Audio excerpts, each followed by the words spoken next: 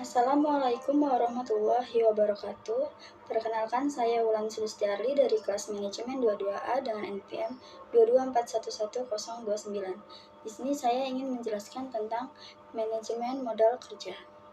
Manajemen modal kerja adalah strategi bisnis yang dirancang untuk memastikan bahwa perusahaan beroperasi secara efisien dengan memantau dan menggunakan aset dan liabilitas lancar untuk penggunaan yang paling efektif. Manajemen modal kerja memerlukan pemantauan aset atau liabilitas perusahaan untuk mempertahankan arus kas yang cukup untuk memenuhi biaya operasional jangka pendek dan kewajiban hutang jangka pendek.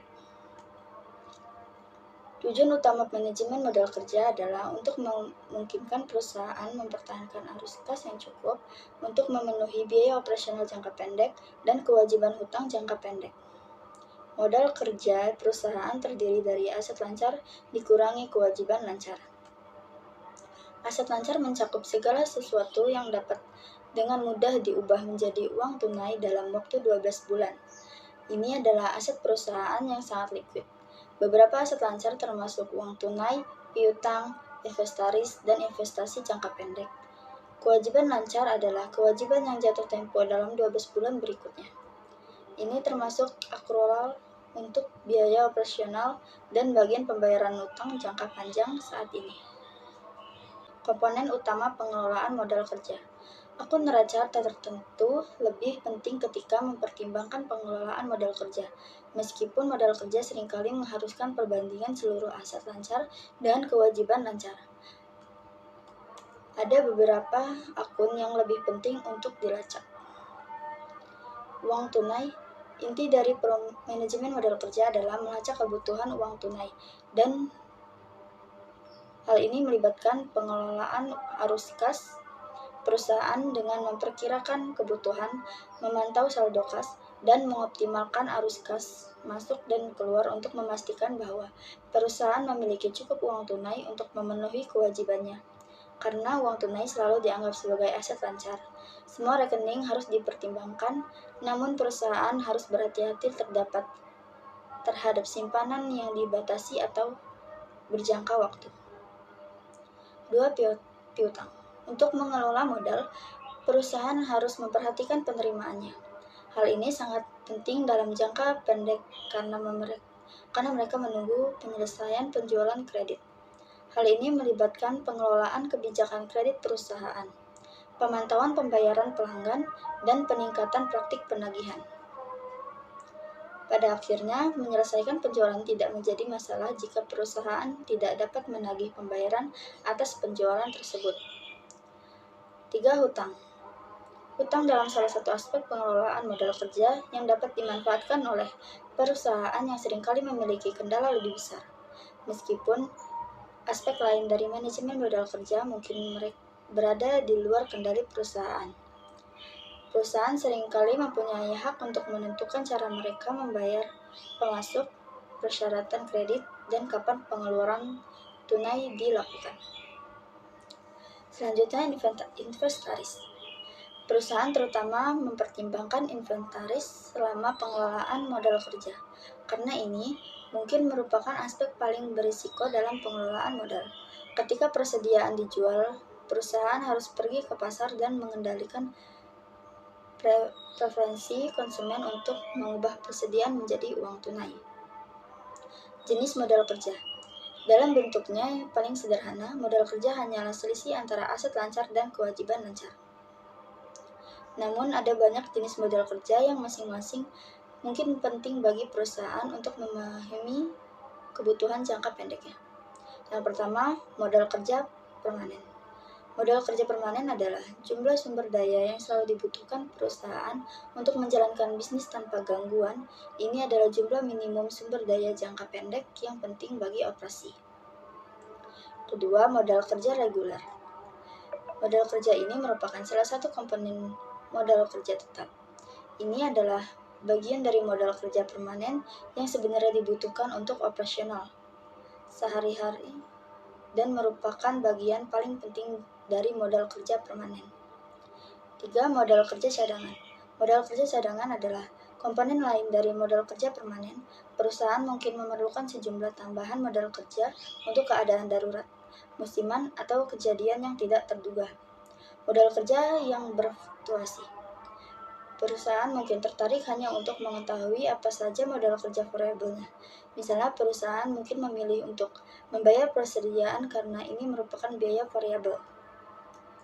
Namun, perusahaan mungkin memiliki kewajiban bulanan terkait asuransi dan tidak memiliki opsi untuk menolaknya.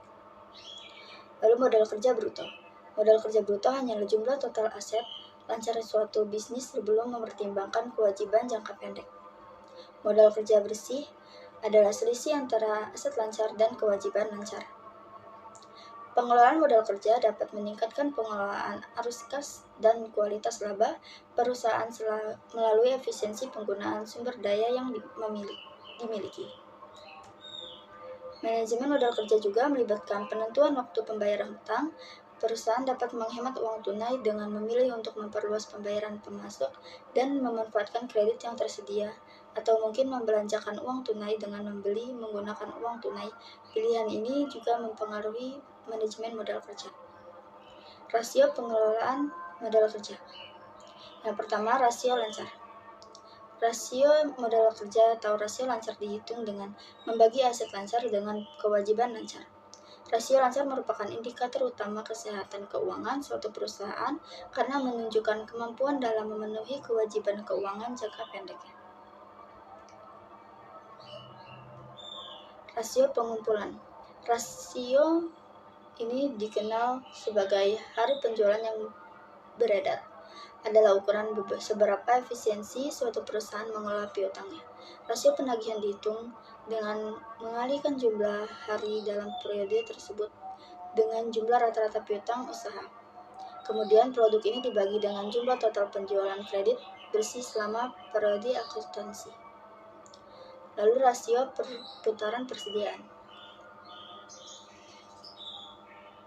Untuk beroperasi dengan efisiensi maksimum, perusahaan harus menyediakan persediaan yang cukup untuk memenuhi kebutuhan pelanggan. Namun, perusahaan juga perlu berupaya meminimalkan biaya dan risiko sekaligus menghindari penimbunan persediaan yang tidak perlu. Rasio perputaran persediaan dihitung sebagai harga pokok penjualan dibagi dengan saldo rata-rata persediaan. Saldo rata-rata persediaan biasanya ditentukan dengan mengambil rata-rata saldo awal dan akhir. Siklus modal kerja. Selain rasio-rasio yang dibahas, perusahaan mungkin mengandalkan siklus modal kerja ketika pengelolaan modal kerja. Manajemen modal kerja membantu menjaga kelancaran siklus operasi bersih, juga dikenal sebagai siklus konversi kas. Jumlah waktu minimum yang diperlukan untuk mengubah aset dan kewajiban lancar menjadi uang tunai. Siklus modal kerja adalah ukuran waktu yang diperlukan perusahaan untuk mengubah aset lancar menjadi uang tunai. Siklus modal kerja mewakili periode yang diukur dalam sehari sejak perusahaan membayar bahan mentah atau persediaan hingga saat menerima pembayaran untuk produk atau jasa yang dijual. Siklus persediaan. Siklus persediaan mewakili waktu yang diperlukan perusahaan untuk memperoleh bahan mentah atau persediaan, mengubahnya menjadi barang jadi, dan menyimpannya hingga dijual. Kas perusahaan terikat pada persediaan. Meskipun memulai siklusnya dengan uang tunai, perusahaan setuju untuk berpisah dengan modal kerja dengan harapan bahwa perusahaan akan menerima lebih banyak modal kerja di masa depan dengan menjual produk dengan keuntungan. Siklus piutang. Siklus piutang memiliki waktu yang dibutuhkan perusahaan untuk menagih pembayaran dari pelanggannya setelah menjual barang atau jasa. Pada tahap ini, kas perusahaan terikat pada piutang.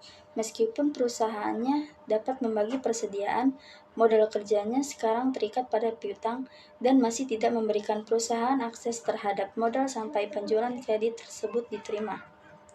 Siklus hutang usaha. Siklus hutang dagang